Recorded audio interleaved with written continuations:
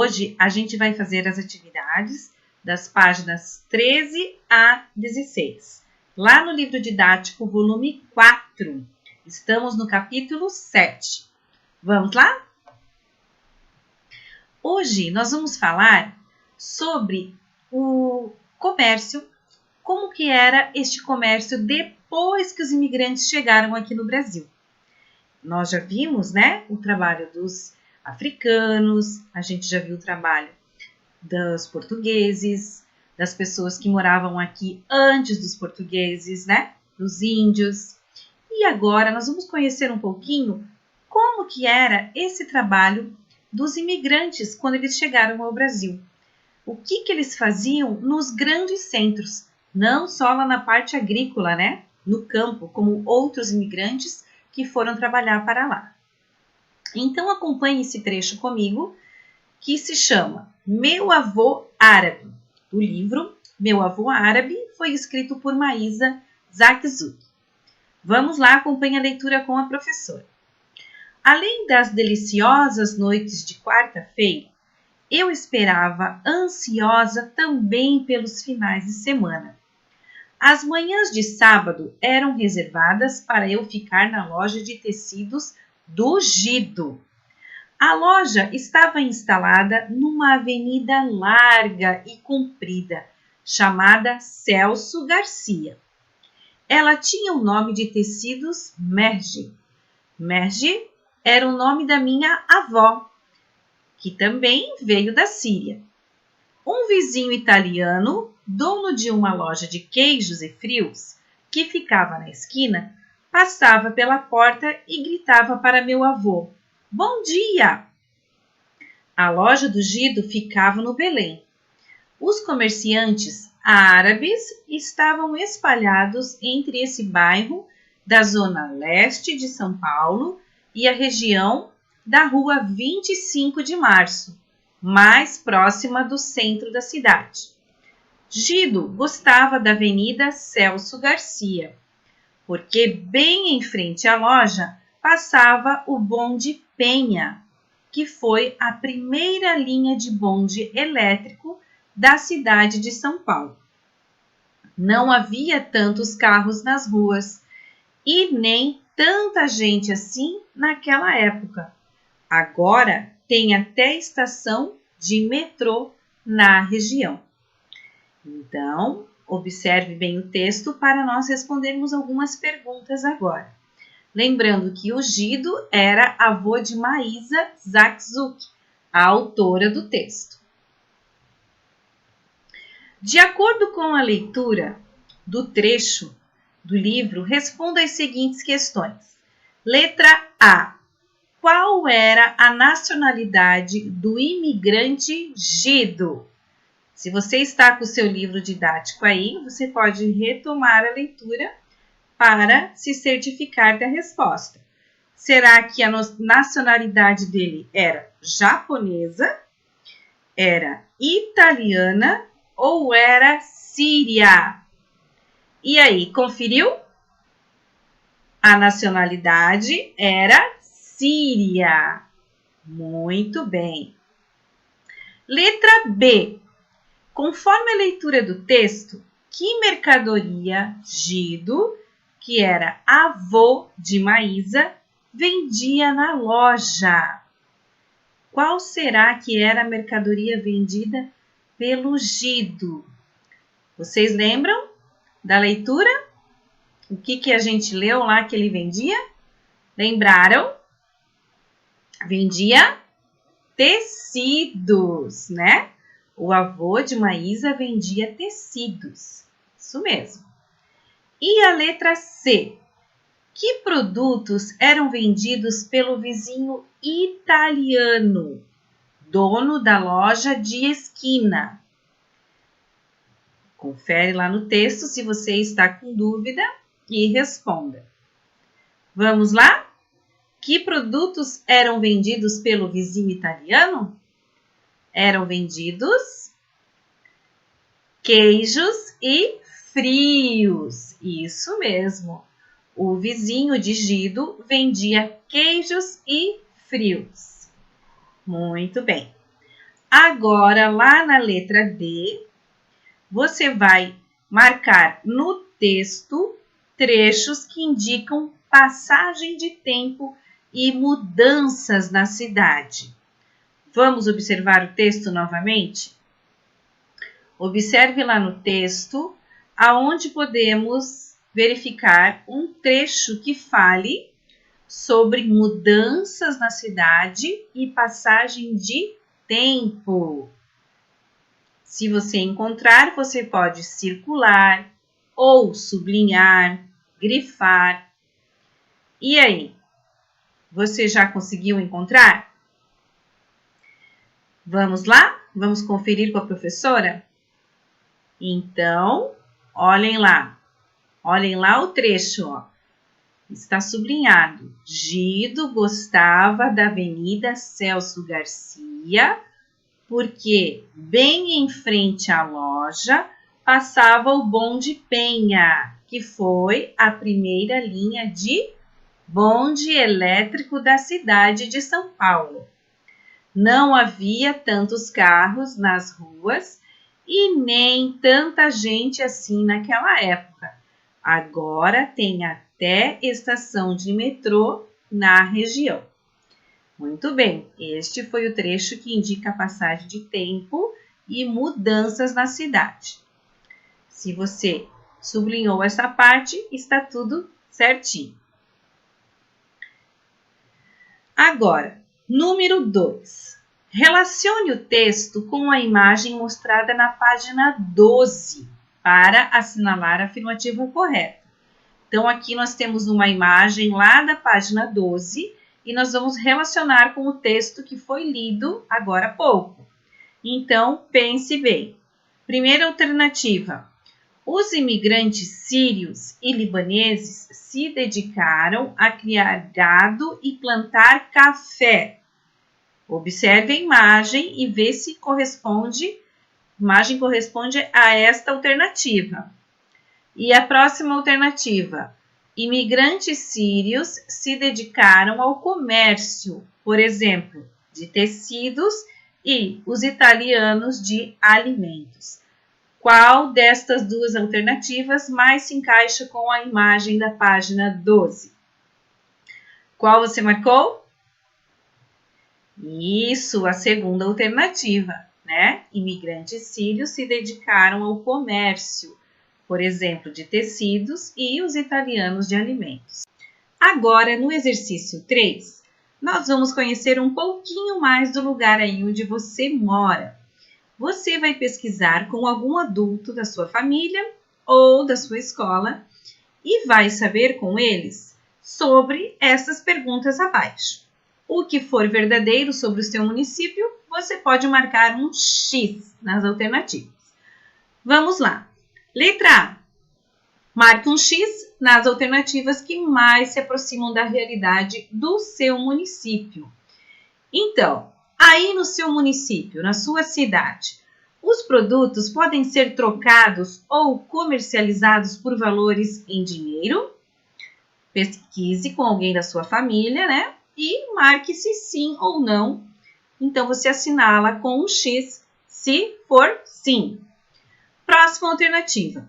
Existem estabelecimentos que vendem muitos produtos, como supermercados e shopping centers? Se tiver, você assinala também. Próximo. Constantemente acontecem feiras para vender produtos da região? Sim ou não? E a última, no município onde você mora, há ruas com vários estabelecimentos comerciais? Aquelas ruas com várias lojinhas uma do lado da outra? Tem aí na sua cidade? Se tiver, você marca um X. E a letra B, você vai pesquisar se no seu município existem estabelecimentos comerciais que pertencem a imigrantes ou a descendentes de imigrantes.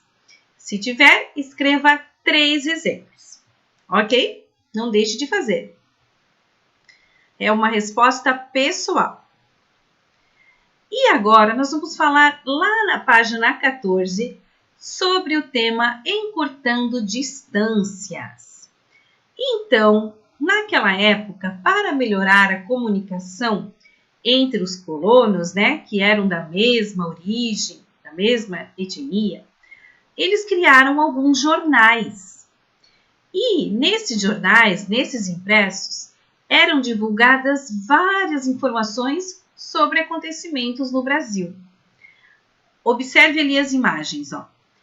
Estas imagens são de 2 jornais dedicados a colônias de imigrantes, tá? Então, esse jornal chamado O Colono Italiano no Brasil, né? Ou Il Colono Italiano ao Brasile, circulou em São Paulo no ano de 1902. As informações eram registradas em italiano, ok? Então, eles tinham este costume de fazer esses impressos, né, com notícias aqui do Brasil. E aqui nós temos mais um modelo de jornal. Observe ali. Primeira página do jornal Semana Sírio, Esfinge, em 1908, tá? Os textos vinculados nesses jornais tratavam de assuntos variados. Por exemplo, falavam sobre notícias locais, sobre política e também economia. Falavam sobre matérias, né, que falavam de salários e benefícios para os trabalhadores rurais e urbanos. Falavam sobre algumas oportunidades de empregos. Falavam sobre reflexões sobre a qualidade de vida que eles estavam tendo. Falava também sobre propagandas, né, alguns anúncios. Tinha poemas e contos e também divulgação de algum evento, né? Se acontecia algum evento, alguma festa, saía tudo aí nesses jornais que eles criaram. Então, os textos eram escritos por jornalistas imigrantes, tá? Que muitas vezes faziam em forma de voluntariado. O que é fazer uma coisa de forma voluntária, né? Voluntariado. Observe ali, ó. Ação de quem é voluntário, de quem realiza um trabalho por vontade própria, sem receber remuneração. Então, eles não eram pagos para fazer esse jornal. Eles faziam esse jornal porque eles queriam, né? Ter esse contato com os outros imigrantes e eles tinham ali aquele costume de colocar todas as informações nesses jornais sem receber remuneração. Esses jornais foram uma das maneiras que os imigrantes encontraram para manter o grupo unido, né? E também preservar a tradição desse grupo deles. Então agora, número 1, lá na seção Eu Historiador. Existe um jornal local no município onde você mora? Pesquise aí se você não sabe com a sua família e assinale se existe ou não. 2. Se existe, qual é o nome desse jornal? Aí da sua cidade, do seu município. Como se chama o jornal? Escreva na número 2. E a questão número 3. Com a ajuda de um adulto de sua família, pesquise em periódicos a história do jornal do seu município ou de um município vizinho e registre as informações lá no seu caderno, ok? E com o passar do tempo, com a chegada de um grande número de imigrantes, né, resultou na instalação de novas fábricas, como as de alimentos, e o comércio foi se modernizando e foi aumentando.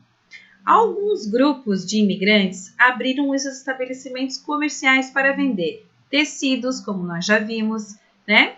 Outros ofereciam itens como vassouras e sombrinhas em locais públicos. Um outro efeito da chegada desses imigrantes foi o aumento da circulação de jornais de imigrantes. Nessa época, estava ocorrendo no Brasil a modernização dos meios de comunicação, com a instalação do telégrafo com fios, né? O telégrafo foi um grande meio de comunicação naquela época, que era o mais moderno que eles tinham. Então, o telégrafo foi inventado pelo Samuel Morse em 1844. Esse aparelho começou a ser utilizado no Brasil 20 anos depois. Então, começou lá nos Estados Unidos, quem inventou foi o Samuel Morse e depois chegou aqui. Esse aparelho, o telégrafo, permitia a troca de mensagens em longa distância, coisa que ainda não havia na época, e funcionava com eletricidade.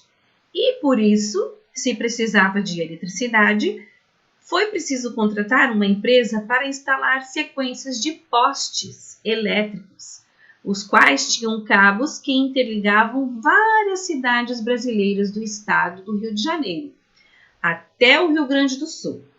Essa rede também conectava o Brasil com outros países. Você imagina como era feita a comunicação por meio do telégrafo?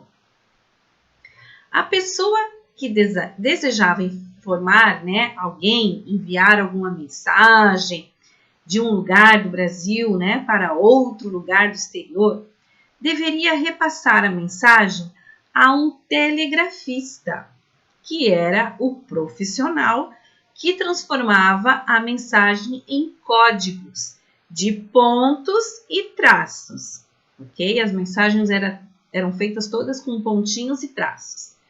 Desta forma, o texto era transmitido através do telégrafo, até o seu destino, onde haveria outro telegrafista que decodificaria a mensagem. Decodificaria significa faria o processo inverso de codificar. Então, ele traduziria esta mensagem, transformando em palavras, para que a pessoa pudesse receber a mensagem de quem enviou para ela. Então, assim funcionava o telégrafo. Foi um dos primeiros aparelhos de comunicação muito importante daquela época. E aí? Número 1, na seção Eu Cidadão.